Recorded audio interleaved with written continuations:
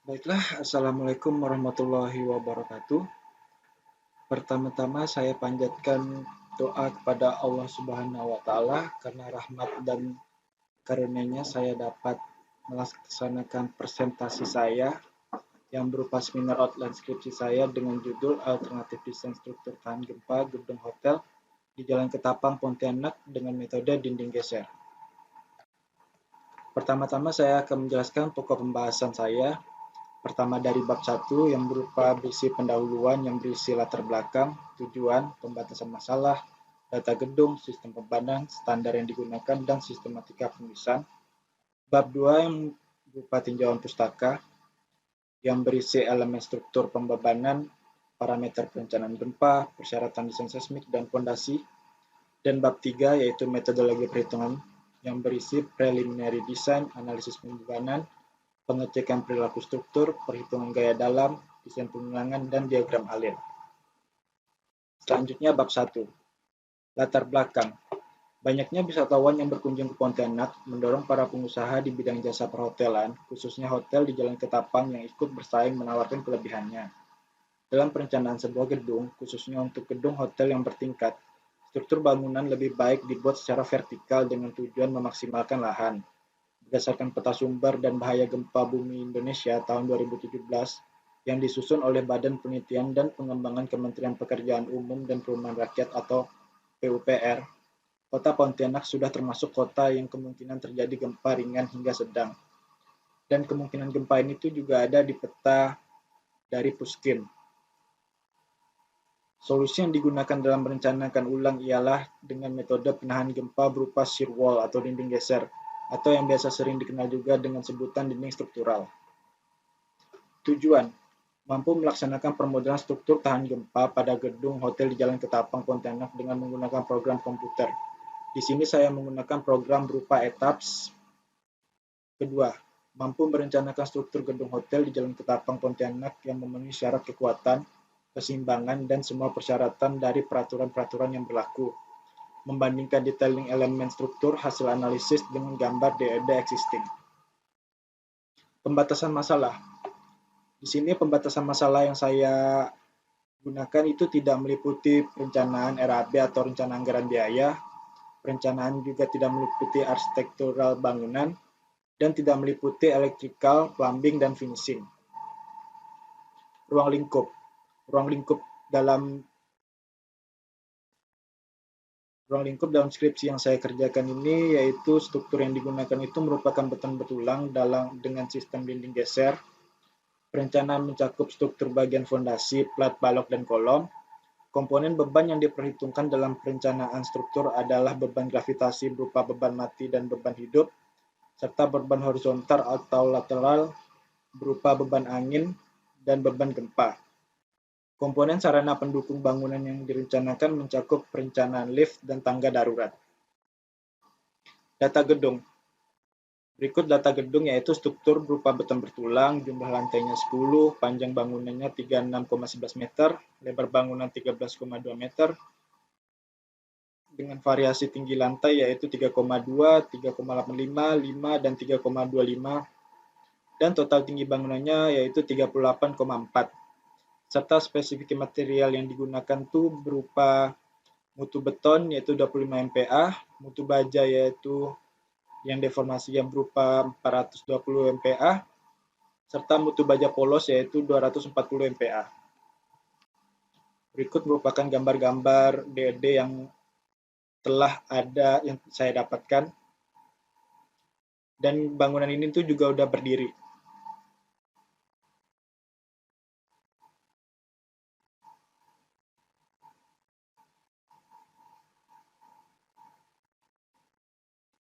Nah, ini merupakan frame wall model atau model yang shear wall yang biasa digunakan di lapangan. Terdapat 3 macam, yaitu pertama ini shear wall yang berupa bagiannya tuh berada di sudut-sudut dinding, di sudut-sudut bangunan.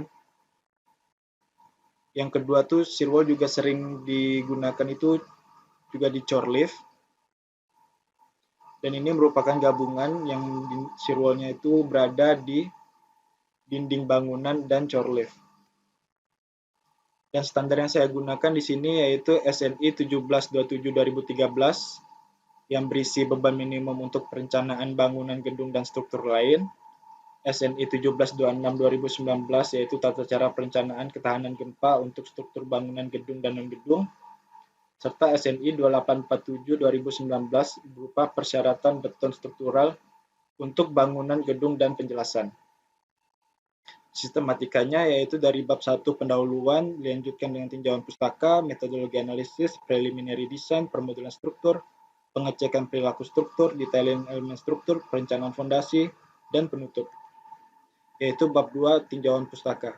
Di sini saya akan mempersingkat tinjauan pustaka saya, dan saya akan lebih fokus ke metode yang akan saya gunakan, yaitu dinding geser atau shear wall.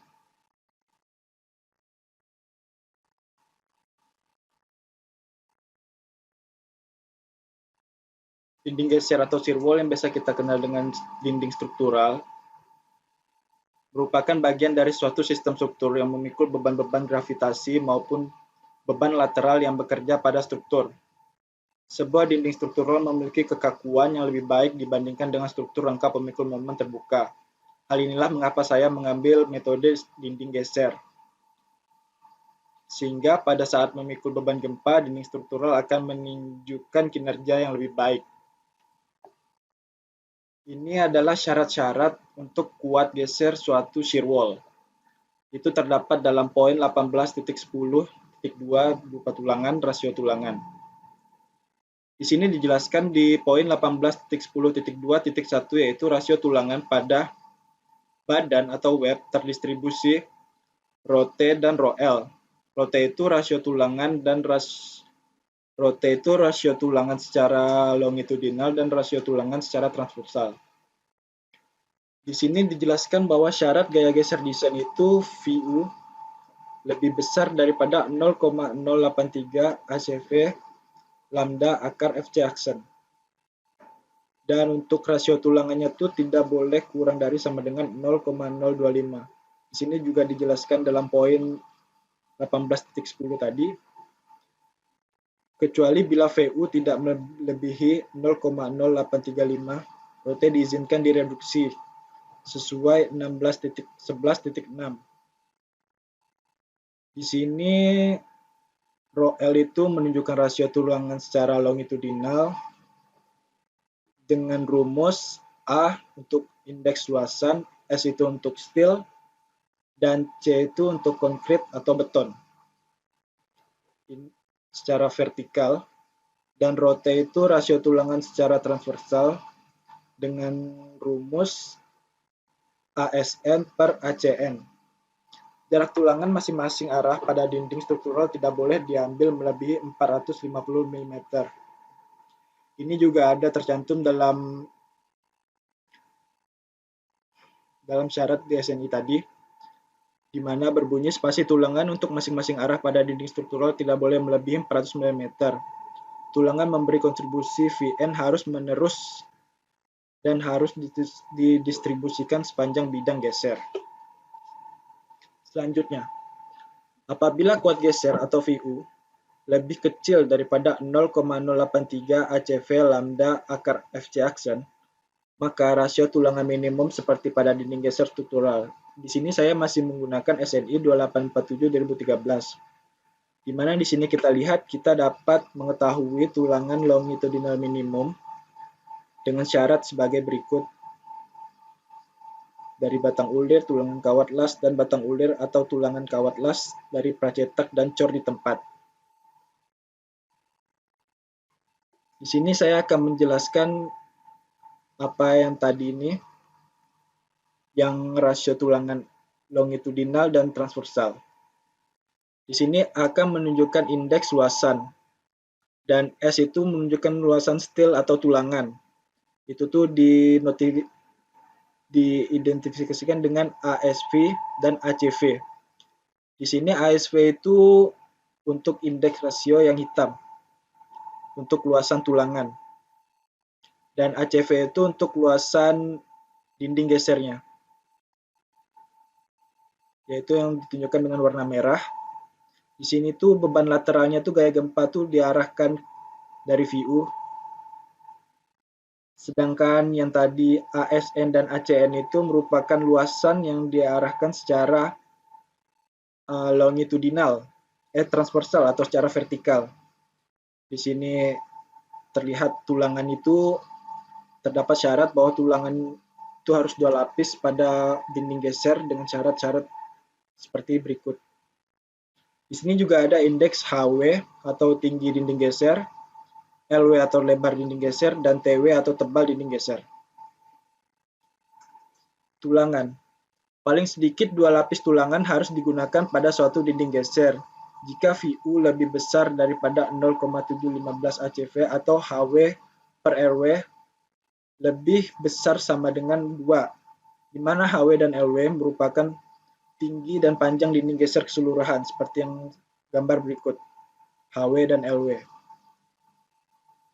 Persyaratan tulangan 2 lapis tulangan vertikal pada dinding yang lebih ramping atau slender untuk meningkatkan stabilitas lateral pada daerah tekan akibat beban siklik yang menyebabkan pelelehan tulangan secara tulangan tarik vertikal. Di sini beban siklik itu merupakan beban yang terus-menerus datang itu. Merupakan tekan yang sering berulang-ulang kali.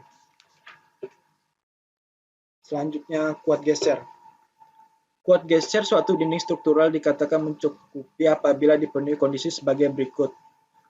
VU lebih kecil sama dengan reduksi dikali kuat geser nominal dinding struktur. Berdasarkan SNI 2847/2019, pada pasal 21.2.4, faktor reduksi kuat geser untuk dinding struktural khusus direncanakan untuk memikul beban gempa harus diambil sebesar 0,6 jika kuat nominal penampang kurang dari kuat geser nominal beton. Kuat geser nominal dinding struktural ditentukan dalam SNI 2847/2019 pasal 18.10.4.1 yang menyatakan Vn sama dengan ACV dikali A dikali C dikali AC dikali lambda dikali akar FC aksen ditambah rho T dikali Fy atau mutu baja. AC di sini 0,5 itu untuk misalnya HW per LW kurang dari 1,5. HW di sini tinggi dinding dan lebar dinding, dan 0,17 untuk HW per LW lebih besar daripada 0,2. Misalkannya HW per LW-nya di antara 1,5 dan 2,0 itu bisa diinterpolasikan. Kuat geser. Nilai rasio HW yang digunakan untuk menghitung Vn pada segmen-segmen dinding haruslah nilai terbesar dari rasio HW per LW untuk dinding keseluruhan dan segmen dinding yang ditinjau. Hal ini untuk memastikan agar kuat geser dari setiap segmen dinding tidak lebih besar dari kuat geser dinding keseluruhan. Berarti misalnya ada beberapa dinding geser yang kita tinjau, terus kita ambil untuk rasio dinding tertinggi dan untuk rasionya itu yang diambil tuh yang terbesar untuk perbandingan tinggi dan lebar dindingnya. Sedangkan kuat geser jika HW per LW tidak melebihi 2, rasio tulangan rho L tidak boleh kurang dari rasio tulangan rho T. Baiklah, selanjutnya saya akan melanjutkan pada bagian bab 3 saya.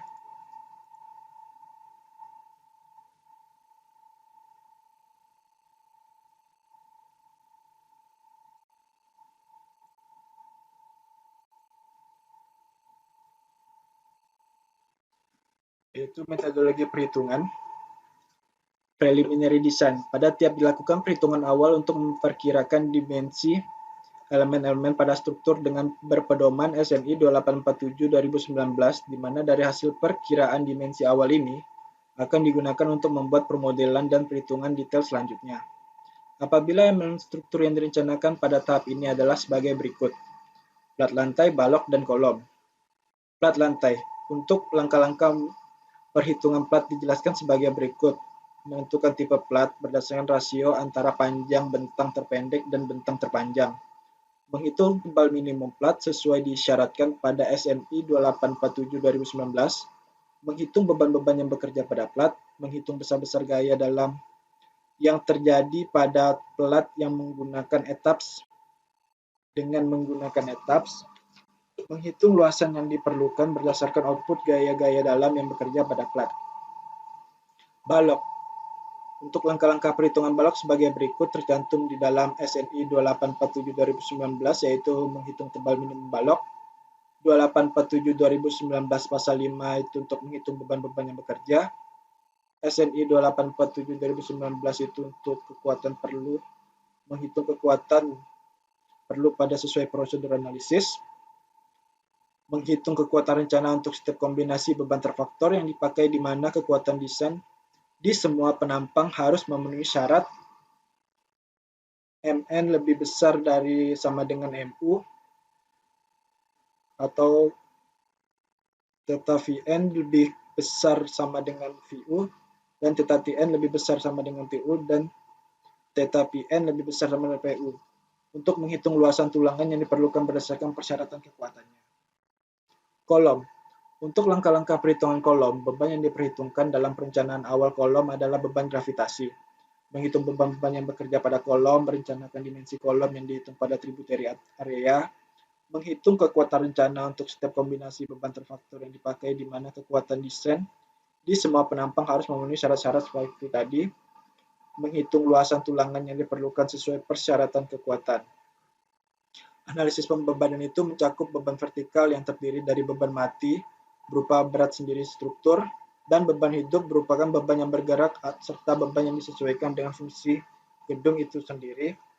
Beban horizontal atau lateral yang berupa beban gempa, yaitu beban statik ekuivalen yang bekerja pada struktur yang terjadi akibat pengaruh pergerakan tanah karena adanya gempa. Analisa beban menggunakan metode respons spektrum SNI 1726/2019.